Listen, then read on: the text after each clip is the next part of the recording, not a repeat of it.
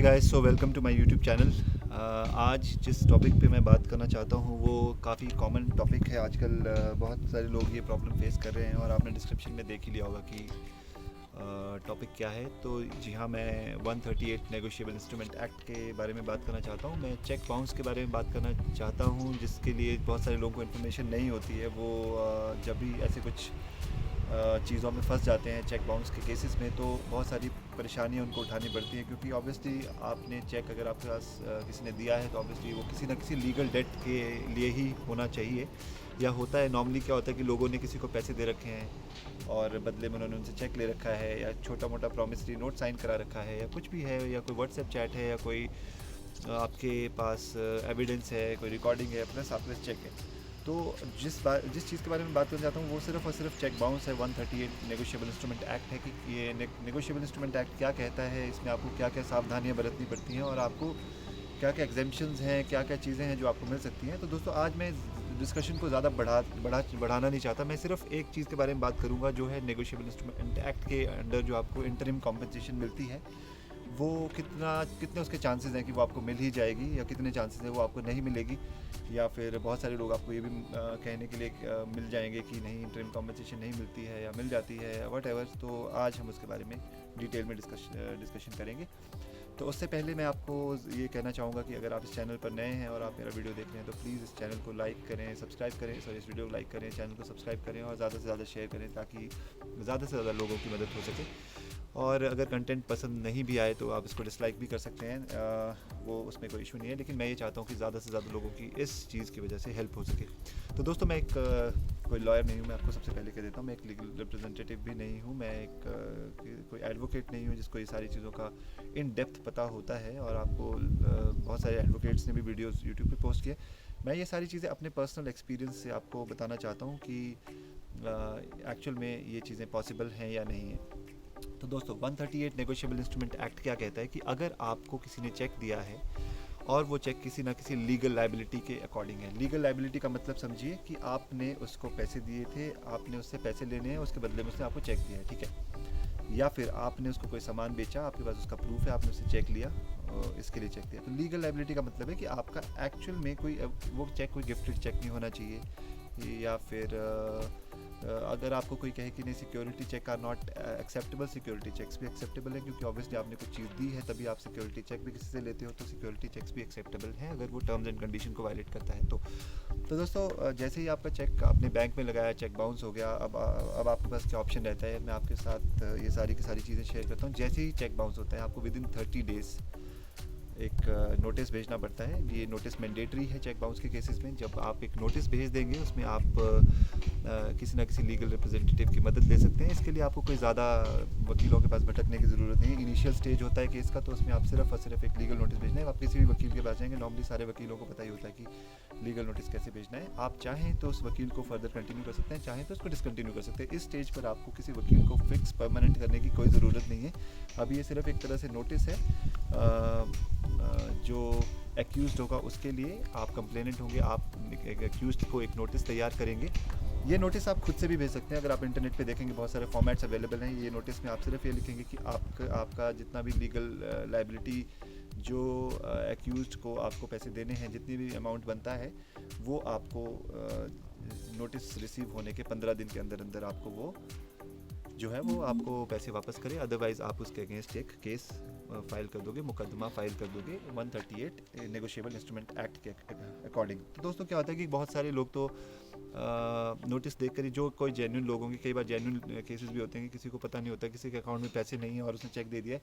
हालांकि ये चीज़ बहुत अनकॉमन है, लेकिन फिर भी ऐसा हो जाता है। तो आप उस केस में क्या करेंगे, 15 दिन के अंदर अंदर जो भी एक्यूज़ड है वो आपको पैसे पे कर देगा और आपके साथ वो चीज़ वहीं पे ख़त्म हो जाएगी। लेकिन बहुत सारे हैबिचुअल एक्यूज़ड होते हैं जिन्होंने आपसे भी पैसे ले रखे हैं और भी बहुत सारे लोगों से पैसे ले रखे हैं। तो उनसे पैसे निकलवाना इतना आसान नहीं है जितना आप समझ रहे होंगे कि नोटिस भेजा और आ गया। तो ऑब्वियसली, लेकिन आपको प्रोसेस में नोटिस भेजना ही पड़ेगा। This is mandatory. अगर आपने नोटिस नहीं भेजा तो कोर्ट आपका केस एंटरटेन ही नहीं करेगी। तो नोटिस जैसे ही नोटिस सामने वाली पार्टी को मिल जाता है, एक्यूज़ड को मिल जाता है, तो उस नोटिस के 15 दिन के अंदर अंदर एक्यूज़ड के पास टाइम रहता है कि आपको वो कांटेक्ट करे, आपके पैसे वापस करे और केस क्लोज हो जाएगा, ठीक है। लेकिन क्या कर सकते हैं अगर आपके पास लीगल नोटिस आपने भेजा लेकिन एक्यूज़ ने ना तो आपको कांटेक्ट किया और ना ही उस लीगल नोटिस का रिप्लाई किया, तो आप इस केस में आफ्टर 15 डेज़, जैसे ही 15 दिन का टाइम पीरियड ख़त्म हो जाता है, आप उसके बाद नेक्स्ट 30 डेज़ तक, दोस्तों ये इसमें टाइम लिमिट बहुत इंपॉर्टेंट है। टाइम लिमिट आपको बिल्कुल ध्यान में रखनी है, क्योंकि अगर टाइम ये चला गया तो उसके बाद फिर आप वो केस नहीं कर पाएंगे।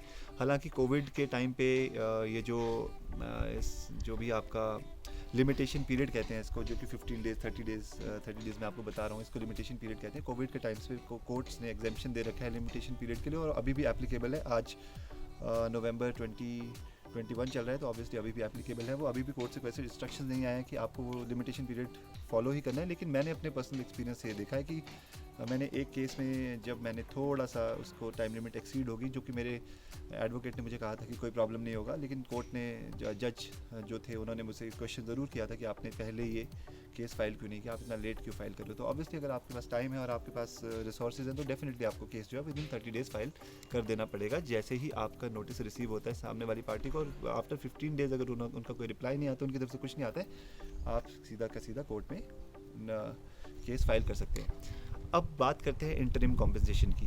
तो दोस्तों इंटरिम कॉम्पेंसेशन जो है वो सितंबर 2018 में ऐड हुआ था।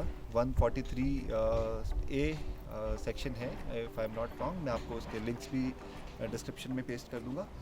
तो 143 में क्या कहा गया है कि अगर एक्यूज्ड कोर्ट में आके ये कह देता है कि उसकी कोई लीगल लायबिलिटी नहीं बनती है, ध्यान रखिएगा, अगर एक्यूज्ड ये कहता है कि उसने आपसे पैसे लिए ही नहीं थे, या एक्यूज्ड कहता है कि मेरा केस जो है वो स्ट्रॉन्ग है और मैं पैसे नहीं दूंगा क्योंकि आपके कोई पैसे बनते ही नहीं, तो उस केस में कोर्ट का ये फ़र्ज़ बनता है कि वो आपको 20% ऑफ द चेक अमाउंट जो कि बाउंस हुआ है वो आपको दिलवाए एक्यूज से, ताकि जो भी आपका हैरेसमेंट हो रहा है, जो भी आपके खर्चे हो रहे हैं केस करने के, कोर्ट में जाने के, वो आप उनको बेयर कर सको और आप में थोड़ा सा मोटिवेशन भी आ जाए। तो ये 2018 में ही क्यों ऐड हुआ था, क्योंकि इससे पहले क्या होता था कि लोग चेक बाउंस का केस करते थे लेकिन उनको कुछ मिलता नहीं था और केस 2-2 3-3 साल तक लटकते रहते थे। एक्यूज इधर उधर भागता रहता था। जब भी एक्यूज के बाद थोड़े बहुत पैसे आ जाते थे तो एक्यूज कॉम्प्रोमाइज़ करा लेता था, क्योंकि सबको पता ही होता है कि अल्टीमेटली जो कंप्लेनेंट है उसको पैसों से मतलब है, कंप्लेनेंट को थोड़े बहुत पैसे देके, क्योंकि ऑब्वियसली कंप्लेनेंट को उधर भी खर्चा हो रहा है, कंप्लेनेंट इधर उधर भाग भी रहा है और सारी की सारी हैरेसमेंट कंप्लेनेंट को झेलनी पड़ती है।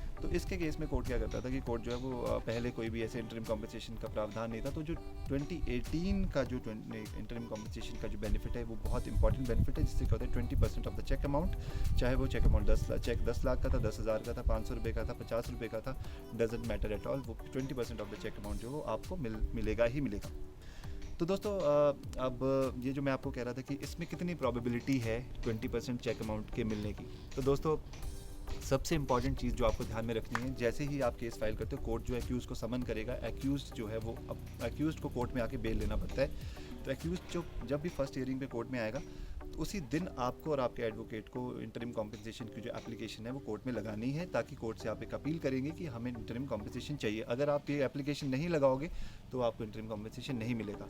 अगर एक्यूज़ ने बेल ले लिया, वो चला गया, आपने एक्यूज़ के उस टाइम पे एप्लीकेशन नहीं लगाई थी, अगर आप नेक्स्ट हियरिंग में एप्लीकेशन लगाओगे कोर्ट उसको एंटरटेन नहीं करेगा। तो ये जो मैंडेटरी कंडीशन है कि आपको पहले ही दिन इंटरिम कॉम्पेंसेशन के लिए एप्लीकेशन लगानी है। और हाँ, जितने भी आपके पास एविडेंस होंगे वो उसमें एक प्रूफ की तरह आप अटैच कर दें उस एप्लीकेशन में। एप्लीकेशन कुछ नहीं होती हैं, आपके लॉयर्स को पता रहता है कि एप्लीकेशन कैसे देनी है कोर्ट में। सिंपल एप्लीकेशन जैसे हम नॉर्मली देते हैं वैसे एक प्रोसेस फॉलो करना पड़ता है कोर्ट में भी।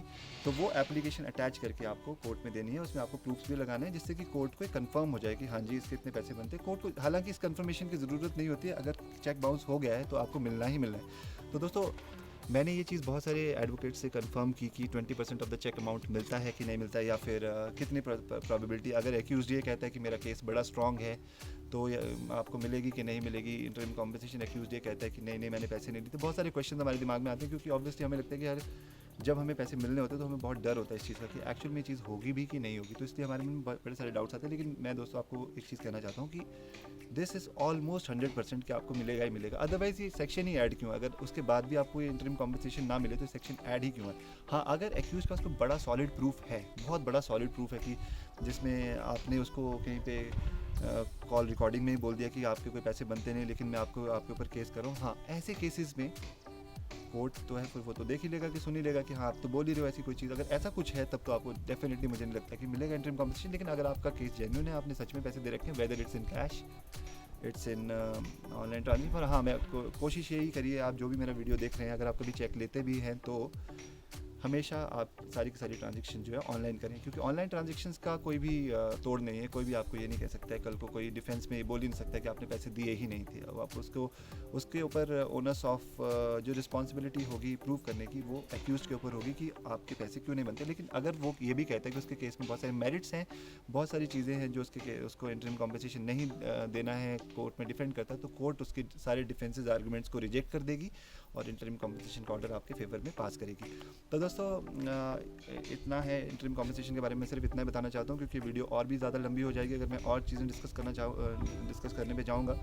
तो इससे पहले मैं इस वीडियो को यहीं पे ख़त्म करना चाहता हूँ और थैंक यू फॉर वॉचिंग। और मैं आपसे यही उम्मीद करूँगा कि अगर आपके वीडियो पसंद आए तो kindly like, subscribe and share. और मैं और भी बहुत सारे वीडियोस बनाने जा रहा हूँ। अभी मैं अपने पर्सनल केसेस का एक्सपीरियंस भी बताना चाहता हूँ, मैंने किस तरह से केसेस लड़े, मतलब मैंने कोई केस फाइल किया तो मैंने किस तरह से केसेस में किस स्टेज पर कैसे लॉयर से मैं मिला, कैसे मैं कोई मतलब समझ में आया कि ये सारी चीज़ें पॉसिबल हैं या नहीं है, वो सारी चीज़ें मैं आपको बताऊँगा। और अगर दोस्तों एक बहुत कॉमन सा सवाल होता है कि बहुत बारी आपको अगर कोई कॉम्पिटेंट या कोई अच्छा लॉयर नहीं मिलता है, जो कि बहुत इजी पॉसिबिलिटी है, कोई रेयर पॉसिबिलिटी नहीं है, क्योंकि लॉयर्स तो बहुत ज़्यादा हैं मार्केट में, बहुत सारे लॉयर्स होते हैं। अगर आपको कोई ढंग का लॉयर नहीं मिलता है तो आप अपना केस खुद से लड़ सकते हैं या नहीं लड़ सकते, which is going to be very very interesting topic. So दोस्तों इसी तरह से बने रहिए, मेरे चैनल को सब्सक्राइब करें, लाइक करें और शेयर करें इस वीडियो को। अगर पसंद आए तो प्लीज़ आप इसको शेयर करें और ज़्यादा से ज़्यादा लोगों में शेयर करें, ताकि ज़्यादा से ज़्यादा लोग जो इस प्रॉब्लम से जूझ रहे हैं उनकी मदद हो सके।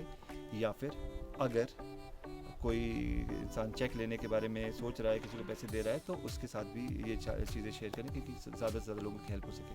Thank you so much.